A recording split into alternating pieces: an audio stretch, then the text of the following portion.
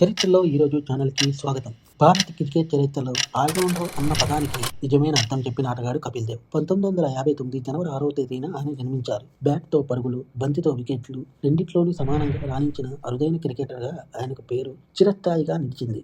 సాధారణ నేపథ్యం నుంచి వచ్చిన కపిల్ దేవ్ తన అవిరామ కష్టాలతో పాటు ఆత్మవిశ్వాసంతో భారత జట్టులో స్థానం సంపాదించారు. ఫాస్ట్ బౌలింగ్ ఆల్రౌండర్గా ఆయన శైలి అప్పట్లో భారత క్రికెట్కు కొత్త ఊపిరి పోసింది. వేగవంతమైన బౌలింగ్, కీలక సందర్భాల్లో భారీ హిట్లు, మైదానంలో చురుకైన ఆలోచనలు ఈ లక్షణాలే కపిల్ దేవ్ను పూర్తి స్థాయి ఆల్రౌండర్గా నిలబెట్టాయి. భారత క్రికెట్ చరిత్రలో మర్చిపోలేని ఘట్టం 1983 వరల్డ్ కప్ విజయం.